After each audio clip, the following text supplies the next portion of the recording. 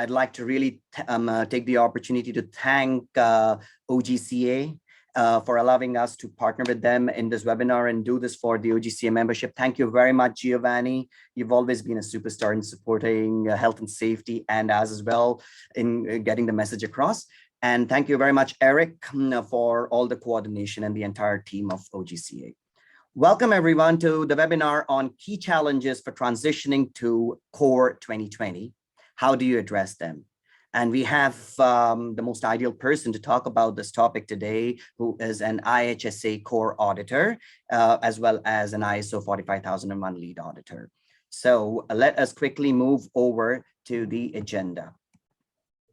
So on the agenda today, we have the first one is why move to COR 2020? The transition of the IHSA. Then we're going to be talking about basic transition planning and the new core elements of the IHSA. So what we have done is we have divided the elements into 3 buckets: new elements of COR 2020, then the common elements of COR, and those that have been integrated between 2015 and the 2020 standards. And the IHSA COR auditor is going to go a little deeper into each of these elements that could pose some of major challenges during transitioning. That is element 1, 3, 4, 7, 8, and 14. And then we'll be talking about some general challenges as well. So before we move in to the main aspect of the agenda, we have a good set of 20 plus general contractors today. So we would really like to know, especially the IHSA COR auditor would like to know, to better address the webinar and the messaging, to do a quick poll to know where you are in terms of your transition, so we can articulate the whole webinar accordingly. So can I request my webinar backend team to quickly run a poll? It's a 3-question poll, and the result will be open to everyone. It's basic questions like, are you COR certified or in progress? Or are you transitioning? When are you planning to transition? Or are you in the process of transitioning? It's a yes or no question. It will hardly take any time. So I'm just requesting my backend team, and here we go. The poll's right in front of you. So I'd highly request you to know, because this helps the external COR auditor, who's a speaker on this call, to quickly address some of the issues and articulate the whole presentation and, get it focused in the right direction. First question is, what is your current status? Are you COR certified, COR in progress, exploring COR as an option? Please let us know. Have you started your transition to COR 2020? A yes or no? And one of the challenges which the auditor will be talking about is document and record control. So how are you managing your document and record control? Are you doing it manually or digitally? So if you could, we'll just wait for a minute on this poll. Let's not waste any more time. So let's wait for another 30, 40 seconds, and I'll request my admin team to start showing the results.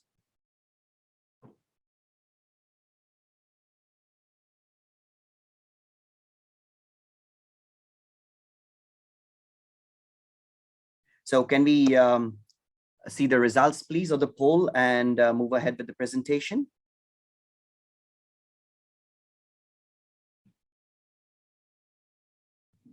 So this will give us a good idea of how to take this forward. Just bear with us for a quick second, please, while they're trying to get the results together.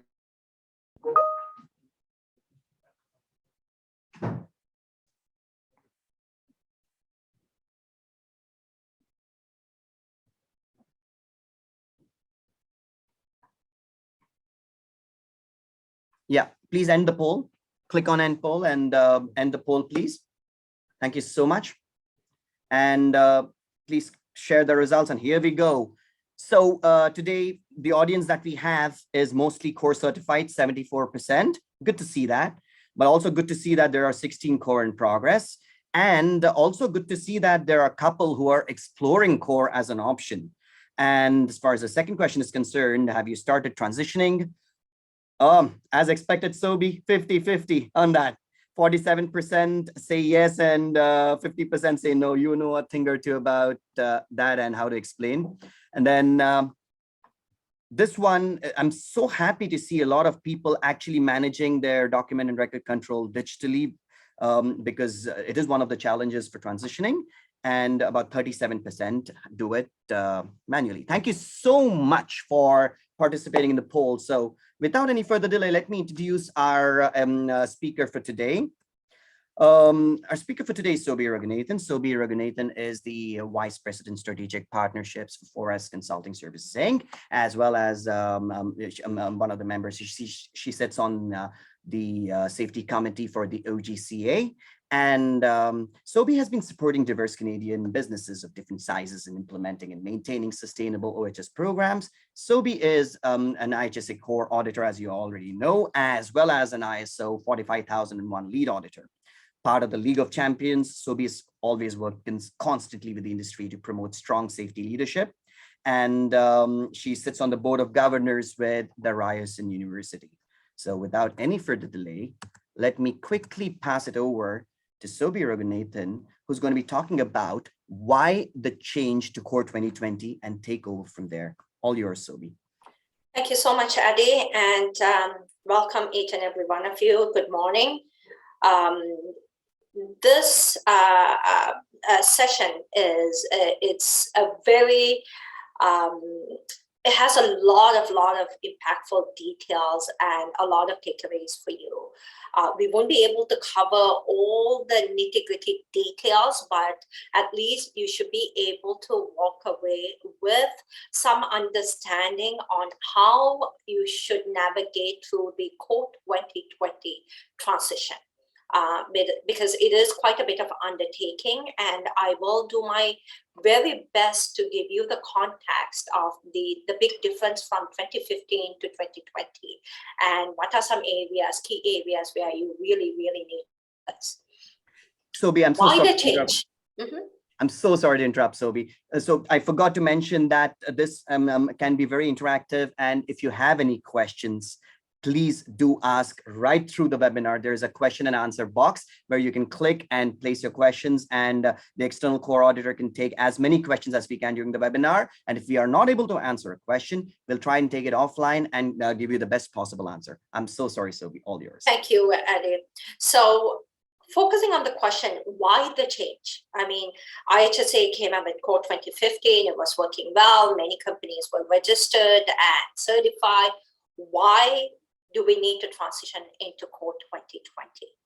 So the context behind that is Ministry of Labor came up with the SOSI program, Ontario Safest Employers Accreditation Program. SOSI program is designed based on ISO 45001 standards. So initially they were going to go with, if you have ISO 45001, then you could get, you could apply and become safest employer as long as you meet all the criteria and follow, you have a fully implemented safety management system where you can show proof of that. And one of the things is you can't have any fatality. If you had any fatalities, you wouldn't qualify for becoming a safest employer in Ontario. There are a lot of financial rewards with the SOSI program, but there was a lot of companies in the construction sector who are COR certified. So it was a challenge to see, do we drop COR and then go with ISO? And a lot of employers and investors vast amount of time and resources into implementing COR. So the construction industry, thanks to OGCA, with OGCA's great effort, got together and worked with the CPO's office to actually get the acknowledgement that anybody who have COR certification can still be part of the SOSI program, and they can become safest employers in Ontario. So, but there were a few gaps. COR, when you align COR to ISO 45001, which is an international standard, there was few gaps that was identified that needs to be bridged. COR is very prescriptive. In fact, we tell many of our clients that if you are starting with the safety management system, if you have nothing in place, start with following COR 2015, because that gives you the framework to implement a good safety management system in place. There's no ambiguity. It is very prescriptive. It tells you exactly what you need to do and how to go about doing it. But there were gaps to bridge it to the ISO 45001. So COR 2020 actually aligns the program to ISO 45001 and aligns to the SOC standards. So if you can prove that you are COR 2020 certified, then you could apply for becoming Ontario's safest employer. So that is the big difference. And it is going to take time to align to this program because we have many employers at various different stages. Even the poll this morning that we did, 3 simple questions, shows how many of you are certified, how many of you are in the process, and how many of you are considering. So we would like to, my kind request as a safety professional, working in the field for the last 22 years, especially in construction, I would highly recommend, encourage everybody to become COR certified. At least everybody can operate at a level where everybody is equal with their safety program. And it's a level playing field for everyone to participate. And the safety management system needs to be elevated to a level it can be maintained and sustained. Those employers who are already COR certified now need to work on planning for the transition. Those of you who are starting off fresh, you could start off with COR 2020 itself. It does take time to become COR certified. Maybe in the next session, we will ask questions. How long is it taking a typical employer to become COR certified? And I'll tell you the answer. If you think it's 6 months, unless you have very robust program in place, it is quite difficult. The average time is a little over 12 months, and it's somewhere in between 14 to 18 months is what we are seeing with our clients. And we also have some clients who have made a decision to actually take a much slower pace to get the accreditation, because it is a lot of undertaking for many employers, because they do need to manage their day-to-day work, as well as, you know, putting processes in place and programs in place to get ready for certification. So some employers have taken 20, 30 months to get their certification. It does take time. So transition also is going to take time. And some of the key dates to remember: 31st. Those of you who are in the process of getting COR certified for the very first time, key dates to remember is, if you do not submit your internal audit by December 31st, 2021, IHSA is not going to accept the program after that date based on the 2015 standard. I know at Forest, our consulting team supports over 100 companies when it comes to COR support, and a good majority of them are in their first year, and we are working with them to ensure that they understand the timeline.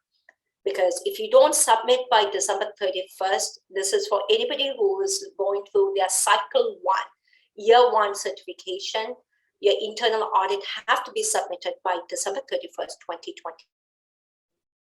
Following that, the next important date is, if you have already got COR certified, or if you are planning for your external audit. So let's say you are in progress, and it could be a cycle 1 audit or cycle 2 audit, or there are very few employers who may be seeking for a handful of them.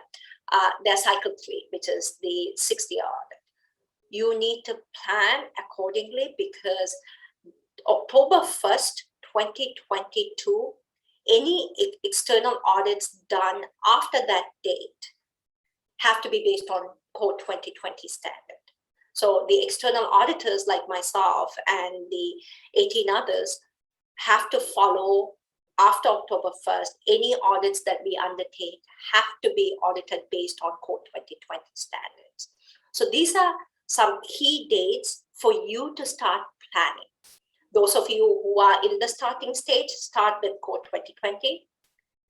And those of you who are in middle of the 2015 standard, try to, push through within the next 6 weeks to, you don't even have 6 weeks. You literally have 2 weeks or a little more than 2 weeks to do your submission for December 1st. So those are key dates to remember. And one more key thing is those of you who are certified and who have finished their external audit recently or last year, you have a little bit more time. By 2025, IHSA wants to make sure everybody who is in the core process is moved into Code 2020 standard. That being said, what are some initiatives or protocols that you do need to consider when you are planning on your transition? Identify the efforts required to become compliant. There is quite a bit of changes. Understand, spend the time to understand what efforts do you need to take in order for you to meet the Code 2020 standards. Then from there, allocate resources to work on getting you to compliance. So you do need an internal team, and your internal team needs to have responsibilities, clear responsibilities assigned, and you definitely need senior management's commitment and support.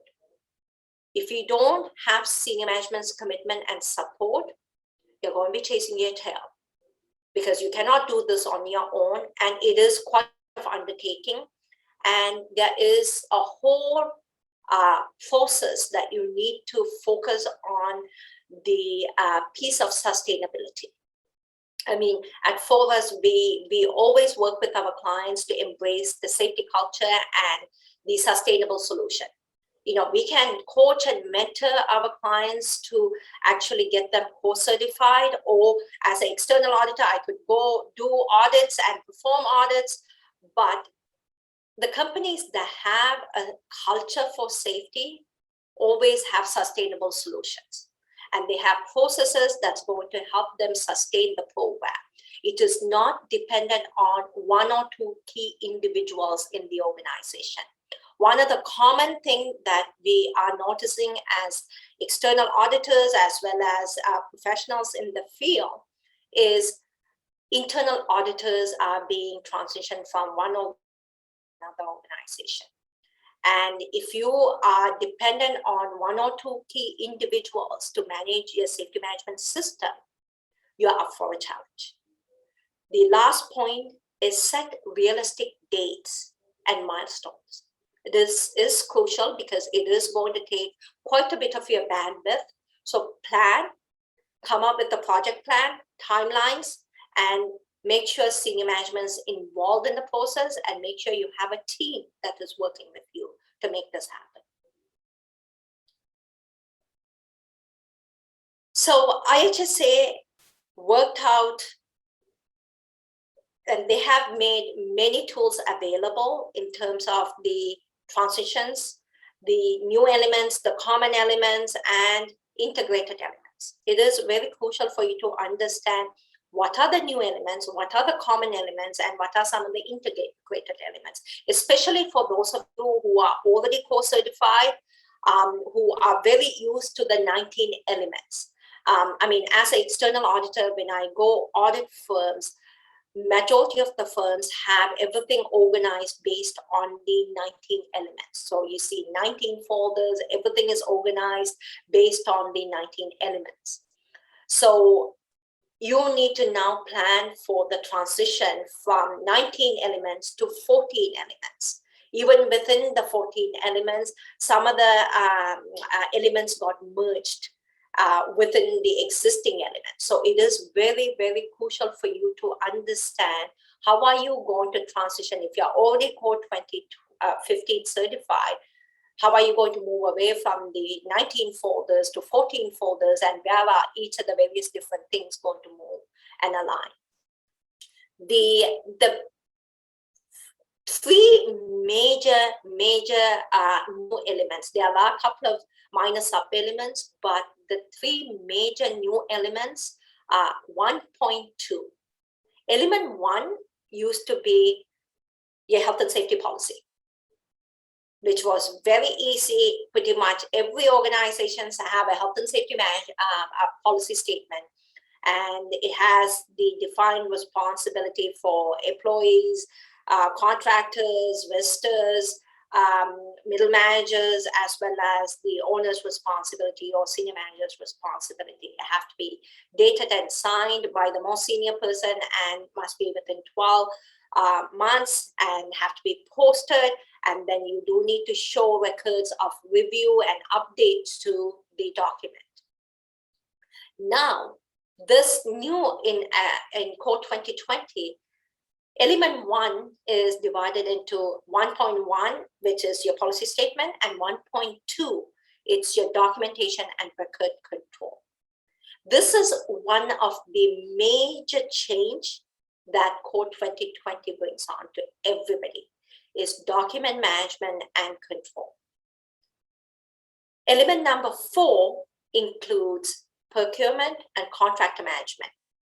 In COR 2015, we had a line for contractor management under element 2. How do you manage and wage your contractors? But now they have created a dedicated element focusing on all the various details of procurement and contractor management. Especially for those of you who are attending this seminar today, pretty much majority of you are GCs. So that means you will have many subcontractors working on projects. This element is going to be a very crucial element for you to manage. And the last major change that they brought on is 14.2, which element number 19 kind of moved around to 14, and management of change is the 14.2 of that. Any changes to the organizations, how are you going to manage that? So we will be expanding on more of those details in the coming up slides. Looking at the common elements from COR 2015 to COR 2020, health and safety policy, element 1 remains element 1.1 in COR 2020. Hazard assessment, analysis, and control is pretty much element 2, stays as element 2, but control gets moved into a dedicated element. Company rules, it stays the same, element number 5. PPE stays the same. Preventive maintenance, pretty much the same, but all of these has little add-ons and details that we do need to pay attention to, which we will be covering in the coming up slides. Training and communication remains the same, but there's more emphasis given to communication separately. Workplace inspection remains the same, element number 9, but as I said, there is few additions to it. Investigation and reporting, element 10 remains the same. Emergency preparedness, 11. Stats, again, it's the same element with more details. More detailed emphasis on leading and lagging indicators. What are you learning from, the previous stats, how improvements are made. So really forcing employers to pay attention to improvements being made and how we are measuring improvements. Legislative requirement, there's many things that got added into this element. Element 17, element 15, pretty much got eliminated, and element 18 is now kind of moved into element 13, but they are not as prescriptive as they used to be. Management of review Management review, element number 14 is senior management's commitment and their review of the program now is being moved to 14. And then management of change is being added to that. So the integrated elements, safe work policies and practices, that is element number 3, practices and procedures, element number 4, pretty much kind of got moved into controls. So the blanket is controls, but then within each of these controls, how are you going to control and mitigate the hazards? Occupational health, which is element number 14, there was dedicated element that focuses on, your physical, chemical, biological, all the various different agents. In element number 14 now pretty much got moved into element number 2 under hazards. So you do need to include biological hazards, as you were already doing that now much more emphasis is given, and under legislative requirements as well and controls. First aid, element number 15, pretty much got removed from 2015 standard to 2020, and it's now embedded within emergency preparedness, workplace inspection, and training and communication. Health and safety reps and JHSC, element number 6, removed from 2015 standard. And in 2020, it's embedded within the legislative requirements. It is not as prescriptive, but the auditor, when we come out there and audit you, we are looking for you to meet the legislative requirements. So if you do have 5 or more people at a site, we do want to see a safety rep. Identify some training provided for the safety rep. If you do have over 20 employees, we do want to see a Joint Health and Safety Committee and the training provided for the Joint Health and Safety Committee. These are, again, not very subjective in the 2020 standard, but it is expected to cover it as part of the legislative requirement. Workplace violence and harassment used to be a dedicated element number 17 in 2015, which pretty much got removed in the 2020 standard, and now it's under legislative requirements, and under hazard assessment, you would be pretty much making sure the workplace violence hazards are identified, you have hazard assessments done, risk assessments done. Risk assessment is a requirement under the legislative requirement. So you do need to have that done, even though it is not very prescriptive, but anything that's legislative requirements, we expect to see it. Return to work and reemployment, element 18 got removed from the 2015 standards. 2020, it's now integrated again under legislative requirements. So that being said, what are some of the elements that's going to impose transition challenges? Which are those elements that we really, really need to pay attention to? So for the purpose of this seminar, we have identified 6 major elements that we feel that you really need to understand, that you need to plan for your transition, and these are some challenges that you are going to foresee. So it is good for you to have much better understanding in these elements so that you could start preparing towards your transition plan. 1.2, that is document and record control. 3, which is element number 3, is focusing on controls, hierarchy of controls. 4 is on, sorry, I'm drawing blanks with 4. 4 is procurement and contractor management. 7 is same, but there are some details added to your preventive maintenance. Training and communication, again, there's more detailed emphasis given on assessment of training and how employees' ability to learn and any kind of changes that they can measure from that. And 14.2 is change management. These are some crucial elements. In the coming up slides, we'll be focusing on some of those details that you really need to start looking into to plan for your transition. So document control, document and record control. This is going to be a major challenge for many organizations if you don't have proper processes identified for safety management system. End of the day, we tell all of our clients, and as well as an external auditor, when I go out there, I'm looking to see if an organization has implemented, if they have focused on people, process, and technology. If they can integrate people, process, and technology, they are going to have a sustainable program. It's going to be easy for them to sustain and maintain their program going forward. As an external auditor, I'm looking to see, did the organization actually do this so that they could get a tick mark on the audit checklist and score the points that they need to score so that they could get their Cycle 1 certificate. But as an employer, please do step back and ask the question to yourself. Are you doing this so that you could get your Cycle 1 audit fulfilled and get your certificate? If you are thinking of saying yes to that, then think about how are you going to sustain your program going forward?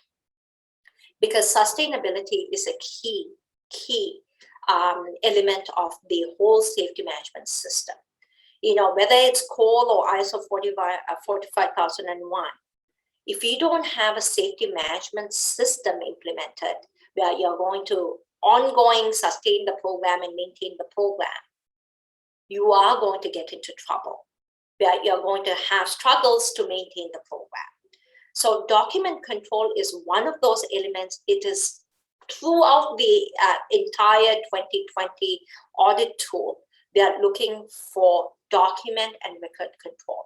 Pretty much all of the main elements is actually asking to, there's a score, allocated score for each of those elements in the main elements, is how are they managing the document and record control for each of those policies, procedures to maintain those programs. For example, training and communication. For example, hazard assessment and analysis and control. How are they going to maintain the document and record control? So you need to start off by having a written procedure in place, indicating how we are going to manage your document and record control. This is pretty much pushing your organization towards process implementation. It cannot be maintained by an individual, and it cannot be maintained by just having a whole pile of binders and papers where people are going to go fill out. Now you do need to stay on top of maintaining those records and making sure the version controls, the most updated versions are the ones that are being utilized. As an external auditor, when I start auditing organizations, I haven't started yet, but when I start auditing organizations in the COR 2020 standard, I'm going to be looking for version controls and throughout the organization, maintaining and sustaining the same documents for all the various different elements. If I see in the head office, they have given me all the documentation and that has one version, and when I go out to the field, various different people are showing me various different, forms that's being filled out, documents that they keep handy. If they don't align to the same record control and the document and the versions, then that is going to impose challenge. So those are some of the key takeaways for you is how are you going to control your documents, version controls, and keep control of all those revision histories, and making sure any kind of external documents that is required, it's identified, and again, it's consistent throughout your organization. Any obsolete documents, take them from use. You can't have certain sites not being updated while others have updated documents. These are challenges that you're going to encounter. So I think I kind of summarized the challenges that you're going to see in this particular topic, but this topic is going to carry out through your entire safety management system. That being said, let's move on to the next one, which is controls, element 3. So in 2015, we used to focus on practices, procedures, and safe work instructions. Now, element 3, which starts from your element 2 of hazard assessment. Element 3 is really emphasizing on hierarchy of controls. This is going to be a very challenging area for even IHSA to assess internal as part of internal audits, and even as external auditors, we are going to be asking a lot of questions, because you have your hazard assessment that is done for the organization based on, foreseeable hazards. Then you have your daily PHAs that you do. How are you controlling hierarchy of controls? The reason why this element got introduced is one of the main reasons, not the only reason, one of the main reasons is people always just jump into saying PPE as a means of control. Have a policy, PPE, and provide training. These are common controls. But there are other ways of controlling hazards, and that can only be done if people understand the hierarchy of controls. This poses another question which you should really pay attention and start looking within the organization. How many of our middle managers, how many of your middle managers do understand the hierarchy of controls? You cannot just depend on the internal auditor or one or two key individuals who understand the whole safety management system and identifying hierarchy of controls. You need to make sure pretty much anyone who oversees or give instruction to a worker understands what are the hazards, how do you identify a hazard, how do you identify controls, what are the hierarchy of controls focusing on elimination, substitution, engineering controls, administrative controls, and PPE as the last resort. So it is in your best interest to pay more attention and bring more people, give them more training. Middle management is crucial for sustaining your health and safety program. So again, you cannot just say in your hazard assessment, wear PPE, and even in your PHA's daily hazard assessments, don't just say PPE, which is a common one we see as external auditors going out to the field, is always PPE. Wear safety vests, wear hard hats, safety glasses, water waders, but it is beyond that. You do need to train them so that they do understand and they start emphasizing on, can they eliminate it? Can they substitute it? Is there any ways that we could put engineering controls in place to minimize the exposure? So those are some of the key things I do want you to pay attention to it. Element number 4, especially for GCs, most of you who are attending the seminar today need to understand this is going to be quite an undertaking for you. Already as external auditors, when we go out to the sites, we are putting more emphasis on subcontractors who are working on the site. In fact, I was at a site just recently for external audit, and the GC who I was auditing was doing a phenomenal job in maintaining the program. And they have all the processes. This is their cycle 2 audit, and they are doing a phenomenal job. They have a process in place. Everything is working well. But the subcontractors who are working at the site, they are not following the same protocol.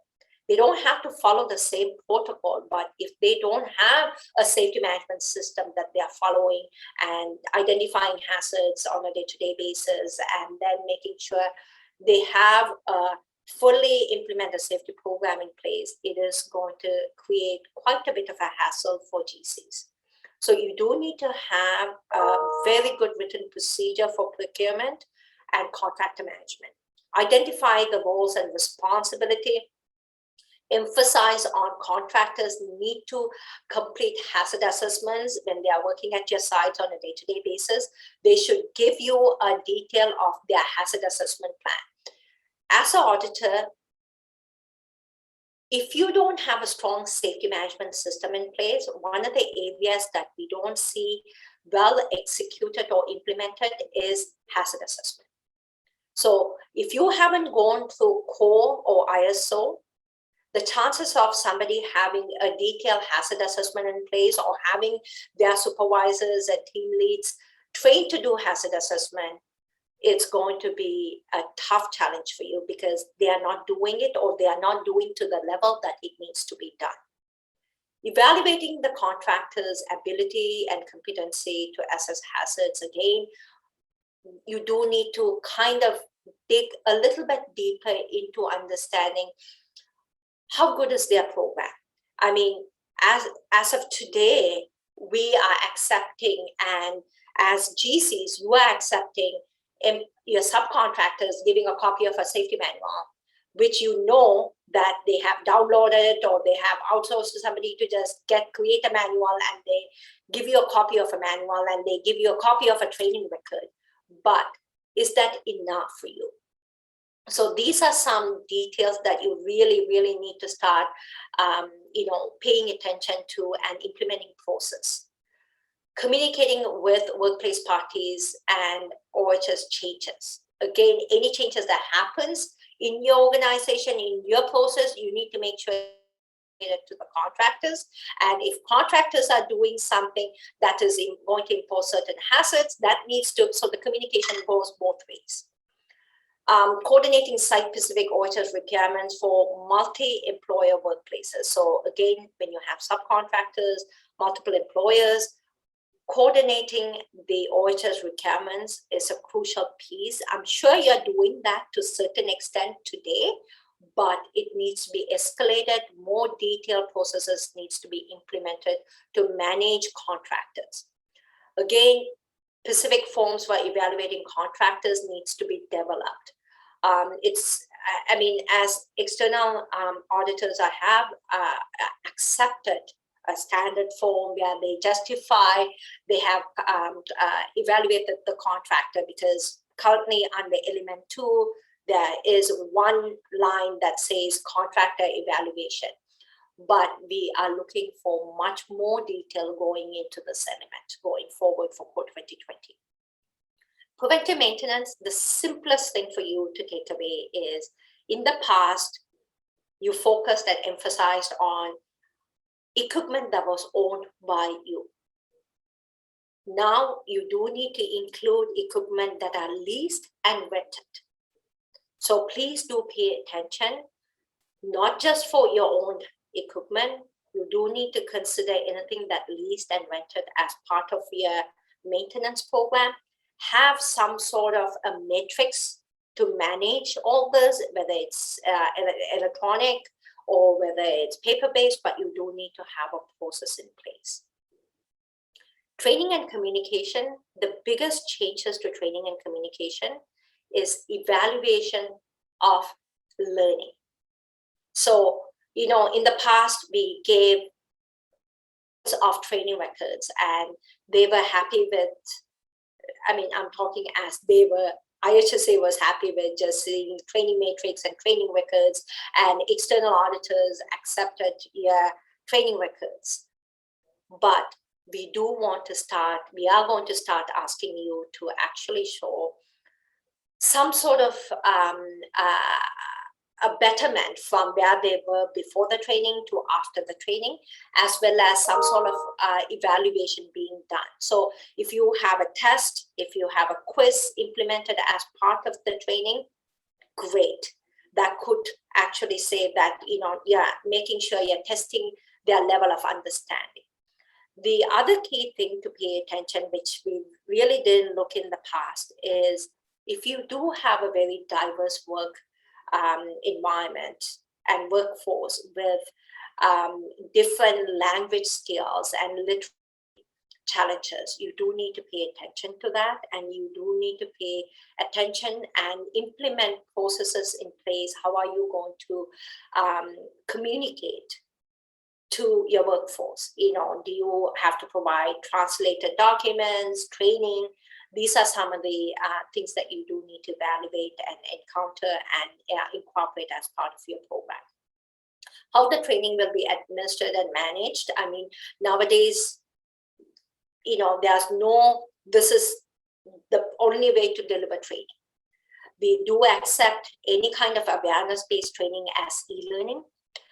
We recommend e-learning because of the consistency of it. There's no time delay, but at the same time, if you can consistently show whoever is the trainer that the trainer is a competent person, if it's an in-class training, because the issue all of you understand in construction is because of so many changes that happens throughout the day, people come and you try to rush through in providing training.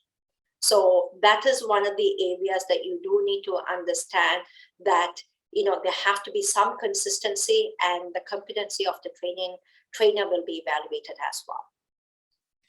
Moving on to sorry to interrupt just for a second. Before we move on to the next slide, I'd like to let everyone know, and with your due permission, at 11 a.m. today, let's all observe 1 minute of silence on account of Remembrance Day.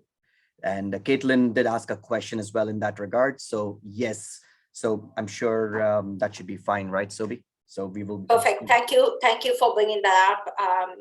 Definitely at 11 a.m. I'll let you be the timekeeper. So I do have a few more slides to cover, but we will definitely have some time for questions. So let's move on to the next slide, Andy. So the next major change is management of change. Element number 19 got pretty much embedded into 14, and in 14 there are details. 12 again, stats.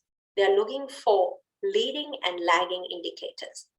These are things that ISO 45000, you know, when I audit clients or help clients achieve their ISO certification, this is given. We do work with them on leading and lagging indicators, and we do implement a lot of programs to analyze the data and implement solutions based on that. Change management is part of that as well. Any change, so you do need to have a procedure for identifying what kind of changes, who is going to be responsible, identify the roles and responsibilities, then start identifying, you know, what are some changes, legal requirements. So if there's legislative changes, definitely it's going to impact all of you, and you are going to address that. If there is, you know, other subsets of that, you know, it could be a new project that you undertook, and as part of this new project, there's going to be new processes and new equipments that you are going to be actually having at the site. Then you do need to look at your hazard assessment, reevaluate, do the reassessment of hazards. It could be for that particular site or that particular project. Then anything that imposes change. It could be a process, it could be a administrative control from policy, procedure, training, inspections. All this needs to reflect back into the appropriate documents and manage that change. And this again goes back to record management and record control as well. So these are some of and the other main thing is introduction of technology.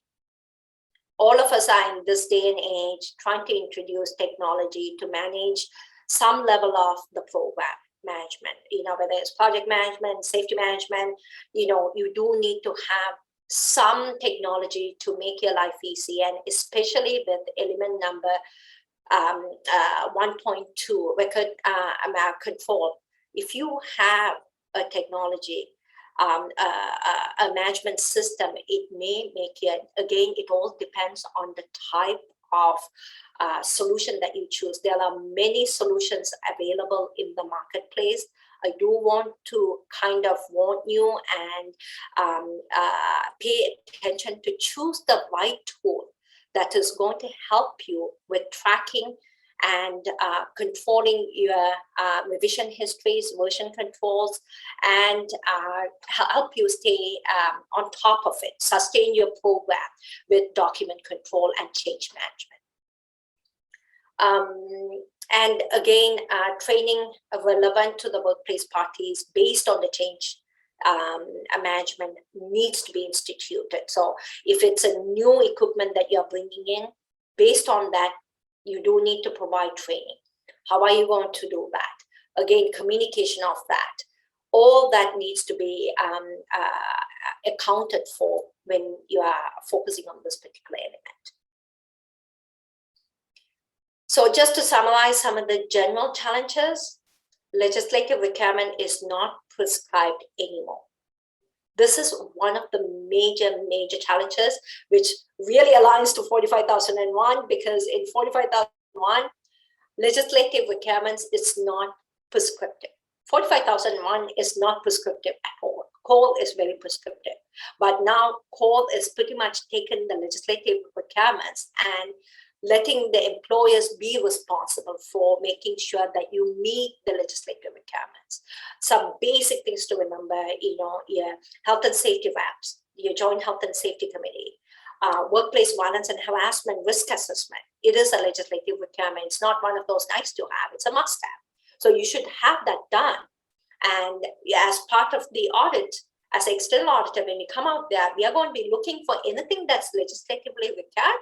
We expect you to have it implemented. So these are things that it's going to require, now it's making it a little bit more challenging. You do need to work with people who understand health and safety management system, who understands the health and safety legislations and regulations. If you do not have somebody who understands to that level, then you do need to get some extra help or seek somebody who is expert in it, because these are things that you have to have. If you don't have these major non-conformities, which will impose challenges in you getting your certification.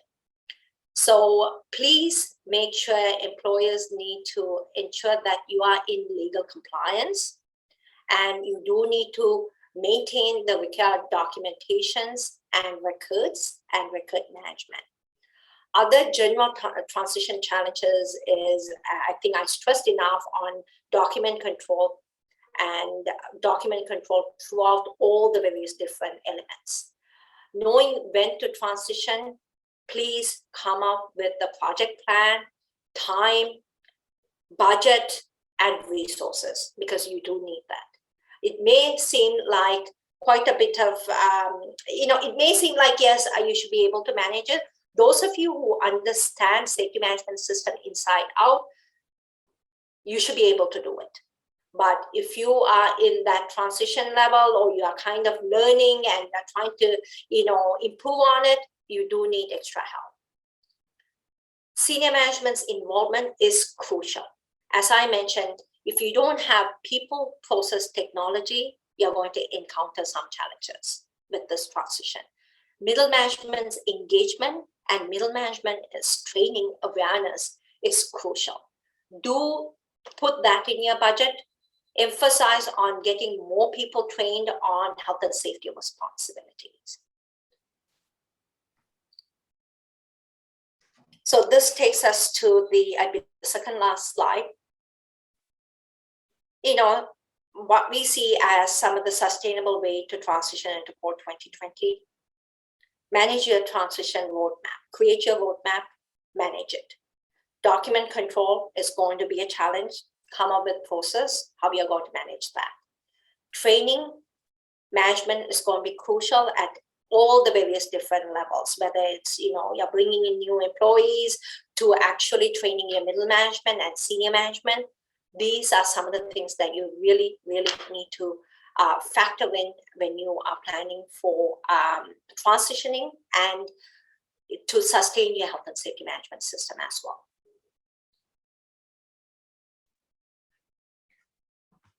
Thank you very much, Sobi. That was on the agenda for today, and we are now open for question and answers. And just a quick time check, we still have 5 more minutes for us to maintain the 1-minute silence. So if there's anyone who would like to ask any questions, this is a good time. And we will be here. The webinar is slotted to 11:30, but if you have any questions, please let us know. You have the external core auditor. And if you have questions on transitioning or the time of transition or some challenges that you're facing, you know who to ask. We really appreciate the OGCA membership participating in this webinar. It is tremendous to see so many people attending, and we do understand it's a very pertinent issue.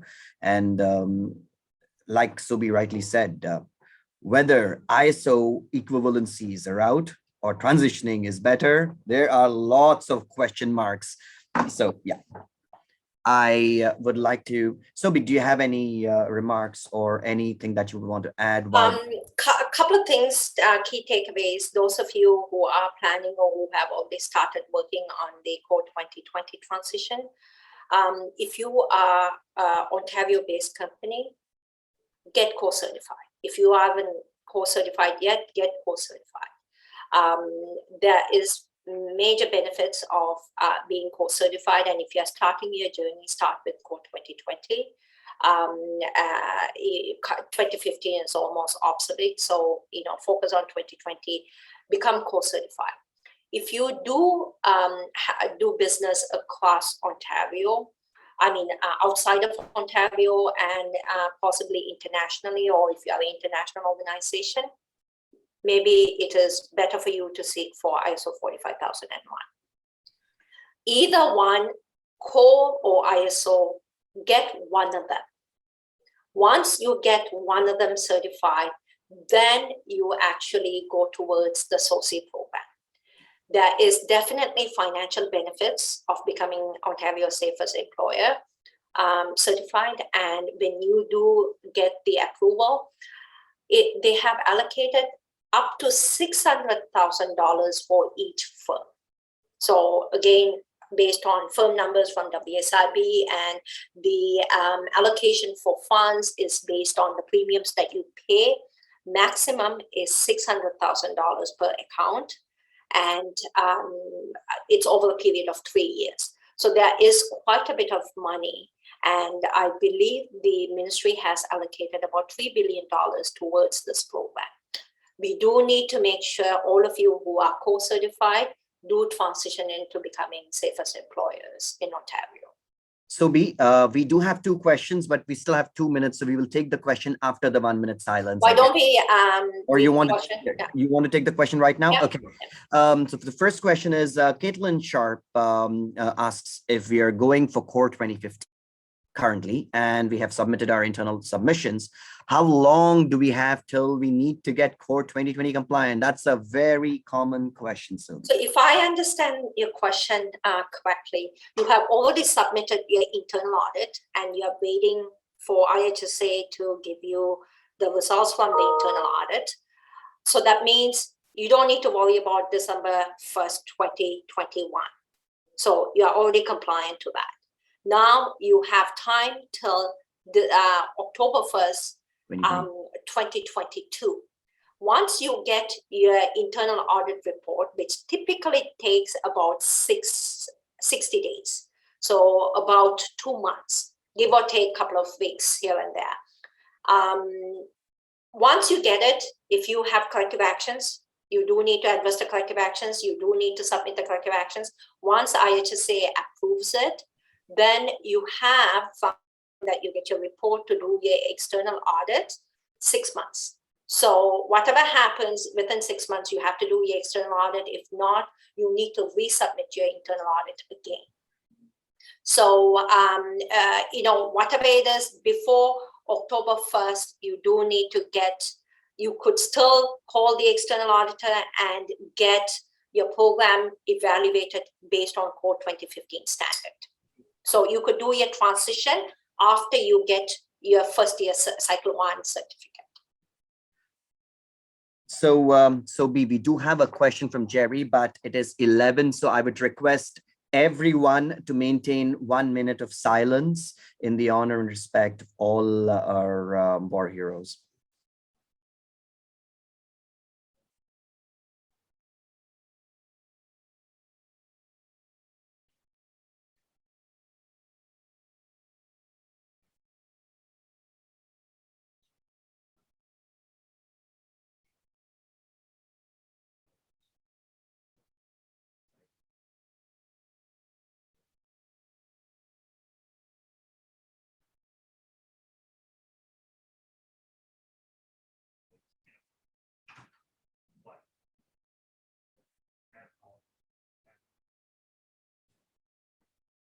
Anything I can help you with? No, I'm just staying out of my class. We shut down. How are you doing? I'm fine. How are you? Feel pretty good today. I just tried it. I'll let you. That's it. Thank you so much, everyone, for doing this. And yeah, so we can go ahead with the agenda. So we will take Jerry's question, but before that, maybe Sobi, I just wanted to pick your brains on something as an auditor. You always advise GCs to get their subcontractors, if not COR certified, at least to enroll them, get them enrolled for Wsib Excellence. Do you have something to say about that to help them get on level pegging, or yeah? Definitely.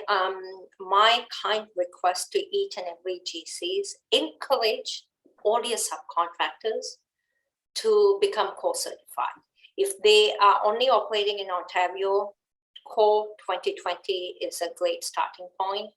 If not, at least get started with safety excellence. But safety excellence, the way how I see it, get started with your COR journey, join excellence to get the rebate as you are going through this journey. And once you become certified, then you encourage them to become safest employers accredited. But by you asking your subcontractors or encouraging your subcontractors, I do want to emphasize on the word encourage your subcontractors. You're going to have your workforce subcontractors who have a pretty robust safety management system implemented. So when they're at your side, rest assured, they are going to be much more safer than the companies who don't have a properly implemented safety management system. From a liability standpoint, from a timing standpoint, to resources and everything else, it's going to be a win for you. When you have the subcontractors who have a pretty robust safety management system and level playing field for everybody, then everybody is following the same standard. You know, everybody will have a safety manual that they have downloaded and just inserted their company name. Is that enough to say that they have a safety management system in place? So that's the question you should be asking. Yeah, especially with a dedicated new element on it, right? So exactly. Thank you so much. That's Sobi. So now, first of all, thank you, Caitlin, for your first question. And I really appreciate the question you asked. It's a very common question that every employer is facing. And now let's go to Jerry Garcia's question. And Jerry's asking Sobi, is it advisable to do a gradual transition of elements and implement them as they are developed, or continue operating under COR 2015 and do full implementation of COR 2020 when it's completed once? So it all depends on where you are with your program. You know, if you are just currently got your certificate, so cycle 1 certificate, then you have time. If you did your cycle 1 couple of years ago, and if you're coming up for your cycle 2 audit, which is your year 3 audit, then you do need to consider transitioning, because this October 1st, 2022, any external audits after that have to be in the COR 2020 standard. So I hope I'm giving you the context in terms of timelines, because it all depends on where you are. If you are starting your journey to implement the program, then I would say implement it based on 2020 standards, and always put a timeline. When you really stretch your timelines, it's a never-ending project. Have a dedicated resource, have a project plan, get the help that's needed to help you navigate through these changes, unless you have somebody who can oversee the whole thing and the details that needs to go into it, because it is quite a bit of undertaking. Thank you so much for saying that, Sobi. And in fact, you did address this during the timeline slide that, like you rightly said, if they actually do their 2015 external audit before October 1st, 2022, then they do have the window of until 2025. Am I right? So it all depends on where they are and whether it's possible for them to do the external audit before October 1st to 2015. Otherwise, it has to be 2020. Thank you so much. Thank you, Eddie. Thank you. So Kidlin has asked you a follow-up question. So first of all, she says, thank you. And could you touch on the following scenario? So Sobi, so if we, she's saying if we attain COR 2015 before October 1, 2022 deadline, how long will we have to make the transition to COR 2020? Is it 1 year of our new internal audit submission or the following external audit in 3 years?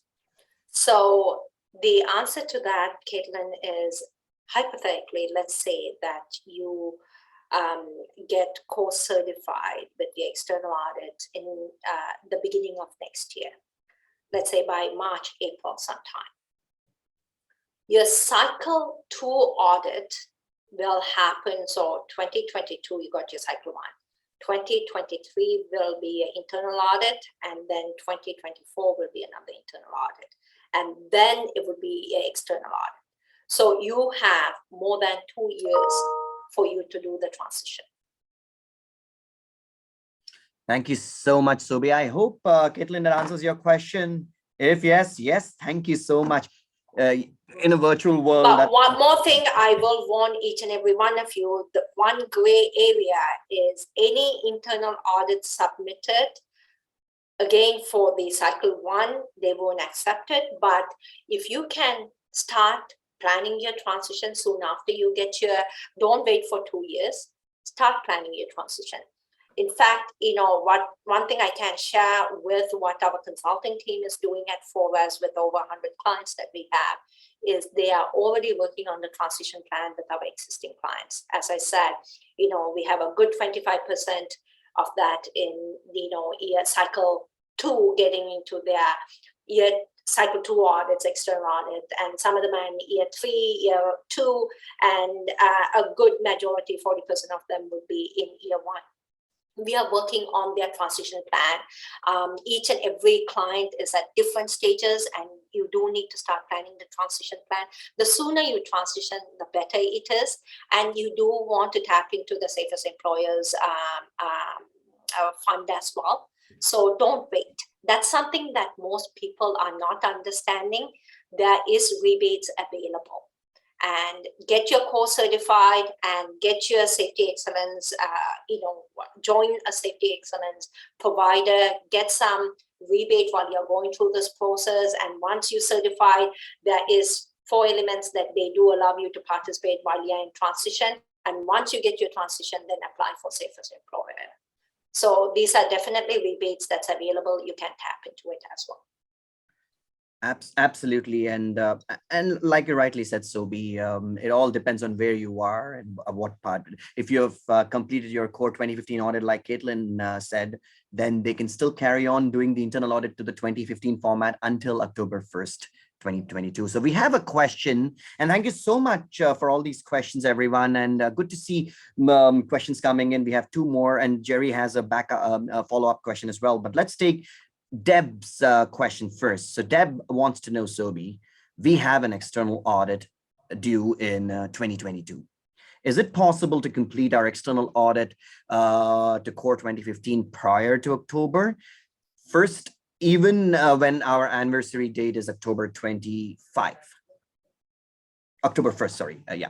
Prior to October 1st, is it possible? He's asking. It all depends on when is your anniversary date. So you can do it a month earlier, a couple of months earlier, but you cannot really do it. October 25th is the anniversary date, Sobi. October 25th. Okay, then definitely you can schedule it and get it done a little bit earlier in September. and make sure that you hit that deadline. So you should be fine as long as you schedule it in September. Thank you so much for that. I hope that answers your question, Deb. Thank you so much for your question. And Jerry has a follow-up question for you, Sobi. So Jerry wants to know, are there any rebates available for COR 2015 holders? Wsib Excellence, I guess. You can start off with that, maybe. So if you are already COR certified, while you're working on your transition plan, the 4 elements, WSIB, you have to enroll with a provider. I believe there's 18 or 19 providers. Forest is one of the providers with WSIB for Excellence. You enroll with the provider and then you work on those 4 elements. That's the only 4 elements that they are qualifying if you are COR or ISO certified. After that, you should be applying for the SOCI program.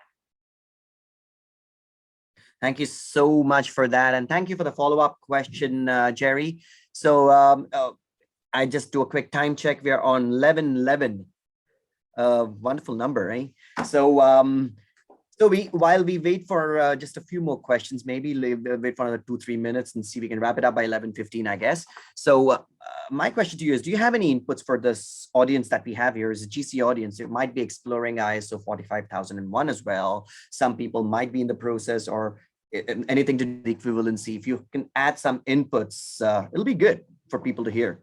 So we have had quite a bit of inquiries come in for ISO 45001 transition. So some of the companies who are already COR certified, large organizations who want to move into ISO 45001, we are working with quite a few of them.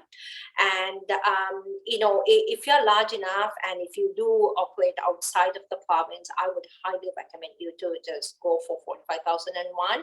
And as long as with the biggest difference between COR and ISO is the scope. With ISO, you could slice and dice the scope, but the audit report will reveal what the scope is. Is it the entire organization? So when you do an entire organization, you should have no issues getting COR equivalency. The IHSA internal auditors will look at your equivalency request. And it's not the internal audit, I think they have a team who evaluates that. They will look at the organization's operation and they will look at the scope of the ISO audit report to make sure it jives. It meets all the requirements of the entire organization. If it's the entire organization, they will give equivalency. For 1 year, I guess, Sobi. Yeah, every year you could apply for it, but it's pretty straightforward. Absolutely. Thank you very much. So it's 11:13, I guess. It's time to call it a wrap. And thank you so much, everyone, for making it today. And especially for spending 1 minute on the Remembrance Day as well. Thank you so much for that. And we really appreciate and hope that the content that we provided was helpful. And you will be getting a feedback email just letting us know what you think about what we provided you today. And then the information was, the whole idea of this webinar was to just provide you with insights on the challenges that we are seeing as a COR support partner or as an external COR auditor on what the challenges are and how what could be the best possible solutions. And we tried our best to get information together. We'll be coming up with much more insightful webinars in the future. Thank you very much, Giovanni and team, for your outstanding support as usual to get this webinar together. And thank you, the wonderful set of OGCA membership. You keep turning on webinar after webinar to gain more and more information. You are true safety leaders. With this, I, Addy, sign off on this webinar, and I wish everyone healthy and happy the rest of the year. Take care. Thank you so much. Have a safe and awesome day. Bye for now.